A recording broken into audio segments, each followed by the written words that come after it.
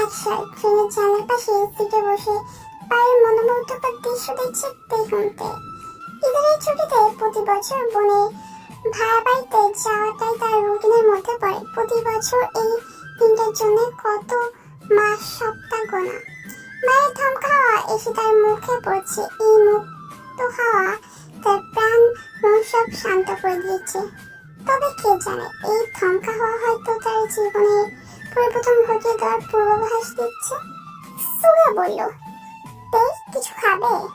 ভাইয়ের কথায় একবার তাকালো তার দিকে, তারপর মৃদু হেসে মাথা নেড়ে না বোঝালো, আর আবারও বাইরের দিকে তাকিয়ে রইল। 20 মিনিট পর ভাইয়ের ডাকে ঘুম ভাঙে। এই মাত্র 5-6 মিনিট হয়েছে, হয়তো চোখও লেগেছে। ভাইয়ের হাতটা শক্ত করে চেপে ধরে ট্রেন থেকে নেমে গেল। আশেপাশে অনেকে তেলের দিকে তাকিয়ে আছে। মেয়েটা দেখে যেমন তেমন তার ফ্যাশন সেন্সও।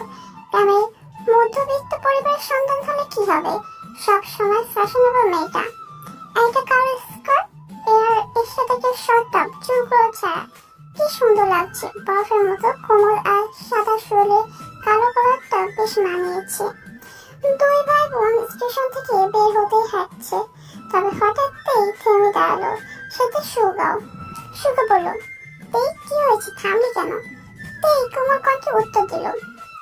বলল, ভাইয়া এক জিনিস চাইবো? সুগা বলল, হ্যাঁ বল, কি চাই? বলল, ওই যে সাদা পায়রাটা। আঙুল দিয়ে ইশারায় বলল। সুগা তার আঙুল লক্ষ্য করে সেদিকে তাকালো। একটা লোক 5-6টা পায়রা নিয়ে বসে আছে। সুগা একটু হাসলো। মেয়েটা যে ছোট থেকে পশু পাখির প্রতি একটু বেশি ভালোবাসে। এগিয়ে গিয়ে সবচেয়ে ছোট সাদা পায়রাটা কিনে নিল। এই পায়রাটা হাতে পেয়ে এমন ভাবে উল্লাস করছে যেন সে পায়রাটা না পুরো একটা চাঁদ পেয়ে গেছে হাতে। পুরো রাস্তায় পায়রাটার সাথে কথা বললো, বাচ্চামা করেছে। রাত 10টা, সকলে মাত্র খাওয়া দাওয়া শেষ করে বসেছে।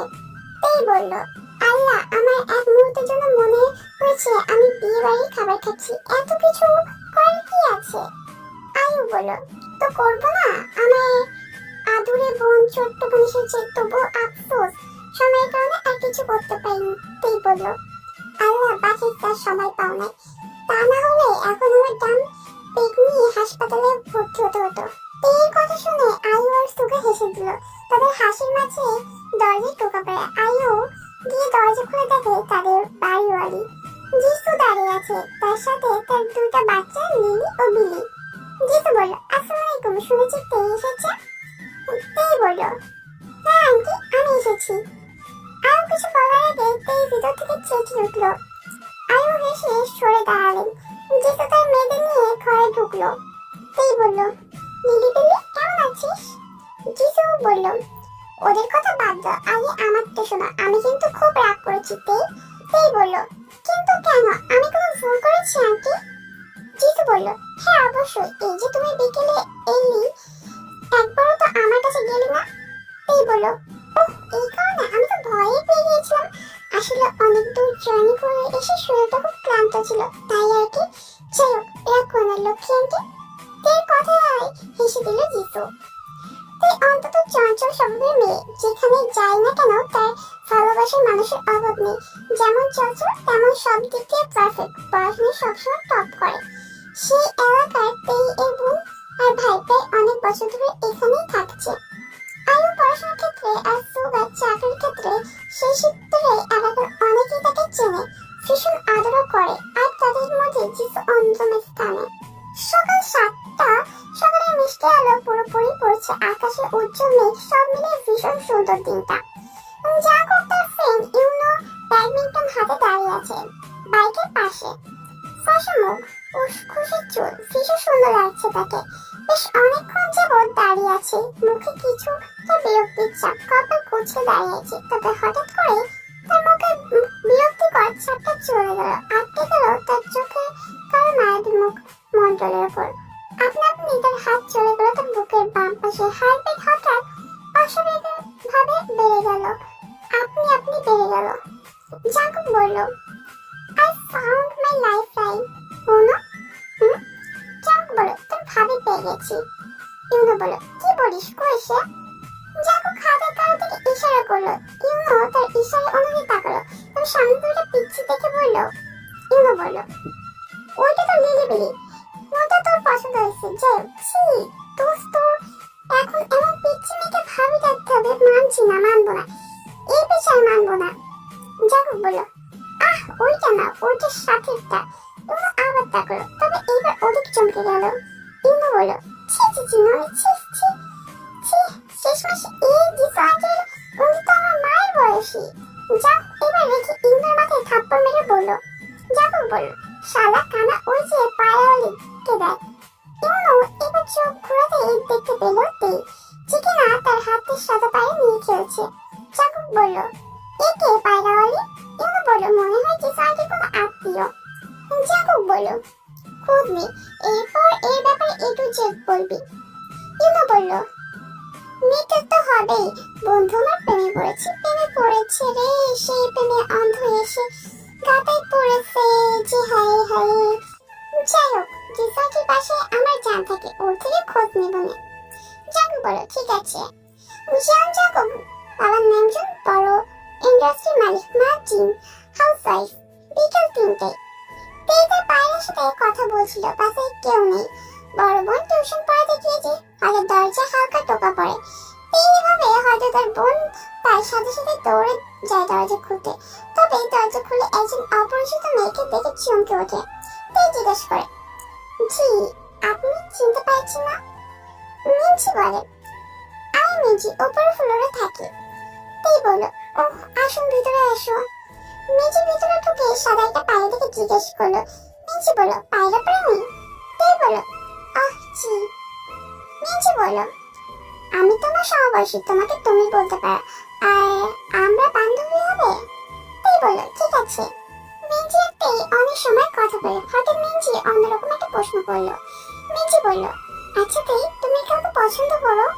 তেই বলল, আরে না না, এসব কোনো কিছুই নেই। মিঞ্জি বলল, ও আচ্ছা, শোনো, তোমার না জাঙ্কুক নামে একটা ছেলে পছন্দ করে, ওই যে বিশাল ডুপ্লেক্স বাইরে দেখছো না, জানলা দিয়ে ইশারা করে বলে, ওইটা ওর বাড়ি। হ্যাঁ, পছন্দ করতেই পারে, সবার ব্যক্তিগত ব্যাপার, তাতে আমি কি করতে পারি? মিঞ্জি বলে, বুঝতে পারছো না, সে তোমার সাথে সম্পর্ক যেতে চায়। তেই বলে, সে যেতে চায়, আমি চাই না, আর প্লিজ এসব বিষয়ে কোনো কথা বললে আমি তোমার সাথে বন্ধুত্বটা রাখতে পারবো না, দুঃখিত। মিঞ্জি বলে, ঠিক আছে, তবে একটা কথা হচ্ছে, তার মতো বড়লোক সুন্দর ছেলে যদি আমার পছন্দ করতে বিশেষ করো, তার কাঁধে ঝুলে যেতাম। তে কিছু বললো না। মিঞ্জি বলল, আচ্ছা আজ আসি। তে বলল, হ্যাঁ আবার এসো। শহরের বাজার রাতেই বসে। জিসু তেকে নিয়ে বাজারে যাচ্ছে কিছু জিনিস আনতে। বাজার বেশি দূর না, তাই হেঁটে যাচ্ছে। আশেপাশে সবকিছু অন্ধকার অনেকটা। ব্যাডমিন্টনের মাঠের সামনে আসতে হঠাৎ দেখতে পায় একটা ছেলে তার দিকে আসে। তেই বুঝতে পারে এটাই জাঙ্কুক, কারণ তার টি-শার্টে বড় বড় করে লেখা জাঙ্কুক। তেই এটাই বুঝতে পারে তার সাথে কথা বলতে আসছে জাঙ্কুক। তাদের সামনে এসে তাদের আটকায়। তাই দেখে তেই জিসুকে রেখে দ্রুত হেঁটে মানুষ যেখানে আছে সেখানে গিয়ে দাঁড়ায় আর জোরে বলে। তেই বলল, জিসু আন্টি, সে আপনাকে খুব পছন্দ করে, তাই আপনাকে আটকে রেখেছে। জাঙ্কুক ভাবনাকান্ত হয়ে গেছে, এই মেয়ে বলে কি? এদিকে জিসু তো রেগে ফায়ার হয়ে বলল। জিসু বলল, ওরা সেমরি, সে আমারে না তোরে পছন্দ করে, তোর জন্যই আমায় আটকায় রাখছে। তুই শুনেও বলে। তুই বলল, আন্টি কিছু শোনা যায় না, কাছে এসে না বলে বুঝতে পারবো না। জিসু তো আরো রেগে যায়। জাঙ্কুকের পাশ তাকিয়ে তার কাছে আসে এবং তাকে নিয়ে যেতে থাকে। তুই যাওয়ার সময় একবার পিছনে তাকায়। জাঙ্কুক এখনো সেম ভাবে সেখানে দাঁড়িয়েছে। তুই মনে মনে একবার ভাবলো, সে আসলে আসে না, but I don't care. Jungkook তার বাগানে থাকা খেজুর গাছে কোপাচ্ছে অন্যমনস্ক ভাবে। তেই দিকে তাকিয়ে আছে, যে কিনা লিলিবিলির সাথে মাছ নিয়ে খেলা করছিস। তেই লক্ষ্য করছে যে তাকে জাঙ্কুক দেখছে, তবে তাদের তোর কোনো হেলদোল নেই। কিছু মাছ কাটছে, তেই সেই মাছ কাছে খুঁজে দিচ্ছে আর খিলখিল করে হাসছে। জাঙ্কুকের তো তেয়ের দিকে খেয়াল। সে অন্যমনস্ক ভাবে কোপ দিতে গিয়ে সে কোপ গিয়ে লাগে তার হাতে। ওদের কোপ লাগায় সাথে সাথে গল গল করে রক্ত পড়তে থাকে। জাঙ্কুক ব্যথায় আহ করে ওঠে। জাঙ্কুক হাল্লা চিল্লিয়ে ওঠে, আশেপাশে সবাই তাকায় তার দিকে। সাথেতেইও। তবে সেই সাথে সাথে চোখ ফিরিয়ে নিল। জাঙ্কুকের সাথে তার দুটো ফ্রেন্ড ছিল, তারা তাকে নিয়ে দ্রুত হাসপাতালে ছুটে, কারণ তার হাতে অনেকটা কেটে গিয়েছে। জাঙ্কুক, ইউনো আর সুয়া হাসপাতালে বেঞ্চে বসে আছে। জাঙ্কুকের হাতে ব্যান্ডেজ করা, মাথায় তার ভীষণ গরম। ইউনো, দোস্ত বেশি ব্যথা করতেছে? জাঙ্কুক যেন তেলে বেগুনে চলে উঠল। জাঙ্কুক বলল, আরে জান, ব্যথা কেন লাগবে, তুমি আছো না। ইউনো বলল, দোস্ত তুই আমার এত ভালোবাসো, জানতামই না। আই বুকে আয়। জাঙ্কুক বলল, তোর কোথায় যাবো শালা। সুয়া বলল, মেজাজ খারাপ কেন? জাঙ্কুক বলল, থাক হইব না, ওই চুত মারানির লাইকে আমার হাত কাটছে, কিন্তু ওই চুত মারানি আমার দিকে একবার তাকালো না। সুয়া বলল, বেগি মানুষ বইলা কথা। কেটে গেছে 8 দিনের মধ্যে জাঙ্কুক মিঞ্জির মাধ্যমে অনেকবার তেকে প্রপোজ করেছে, তবে তেই রাজি হয়নি এবং সরাসরি বলে দিয়েছে জাঙ্কুক কোনো ব্যাপারে যদি মিঞ্জি কথা বলে তবে তেই তার সাথে কথাই বলবে না। জাঙ্কুক পর থেকে প্রতিদিন তেইদের বাসার সামনে তার বন্ধুদের নিয়ে দাঁড়িয়ে থাকতো। আজ তার ব্যতিক্রম নাই। যেই বলল, হুদাই দাঁড়ায় থাকিস, কোনো লাভ হয়? ইউনো বলল, আসলে তেই তো তোরে দেখতেও পারে না, মনে হয় না জীবনে তার মুখ থেকে শুনতে পাবি না আই লাভ ইউ। জাঙ্কুক বলল, জীবন জাঙ্কুক পায় না এমন কোনো কাজ নেই, আর সে আমার খাঁটি বাংলায় আমি তোমাকে ভালোবাসি বলবে। সুয়া বলল, অসম্ভব, কারণ সে তোর সাথে তো কথাই বলতে চায় না। জাঙ্কুক বলল, দেখা যাক। তারপর তারা অনেকক্ষণ বসে থাকার পর দেখা পাই যে কিনা তার সাদা পায়রাটাকে নিয়ে বাইরে বের হচ্ছে। পায়রাটা তার কাঁধে বসে তার চুল খেলছে। এই বাইরে এসে জাঙ্কুককে দেখে পাশ কাটিয়ে যেতে হলে জাঙ্কুক ডাক তার কানে আসে। জাঙ্কুক বলল, এই তে পিছন দিকে তাকায়, তারপর পিছনে এসে বলে। তে বলল, জি। জাঙ্কুক বলল, তোমার সাথে একটু কথা বলা যাবে? তে বলল, জি না। উত্তরের সাথে সাথেই জাঙ্কুক তার কাঁধ থেকে তার পায়রাটা ধাপ করে নিয়ে নেয় এবং বলে, জাঙ্কুক বলল, কথা না বলে পায়রাও পাবে না। তে পায়রা নিতে ব্যস্ত হয়ে পড়ে। জাঙ্কুক বেঁধার চেষ্টা করে, লাভ নেই। তে বলল, ঠিক আছে, কি কথা বলুন। জাঙ্কুক বলল, বেশি কিছু না, শুধু একটা প্রশ্ন করব। তে বলল, ওকে।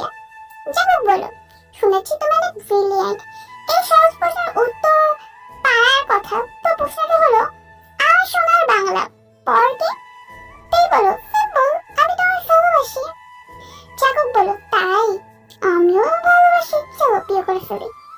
তাই বলল, না না, আমি তোমায় ভালোবাসি না। জাঙ্কুক বলল, ছি ছি, এই সহজ প্রশ্নের উত্তরটাও পারলে না, তুমি কিসের ব্রিলিয়ান্ট? তাই বলল, ঠিক আছে, আমি ব্রিলিয়ান্ট না, এখন আমার পায়রা আমার টানে, আমি চলে যাই। জাঙ্কুক বলে, না না, এটা আমি দেবো না, এটাকে আমার ভালো হয়ে গেছে। কথা বলার সাথে সাথে পায়রাটা তার ঠোঁট দিয়ে জাঙ্কুকের হাতে ঠোকর দিতে থাকে।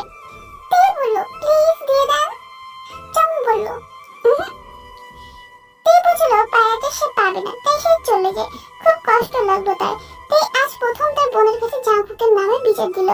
আয়ু জাঙ্কুকের কথা শুনে প্রথমে ভেবেছিল কিছু করবে না, কারণ তারা খুব বড়লোক, কিছু করেও লাভ হবে না।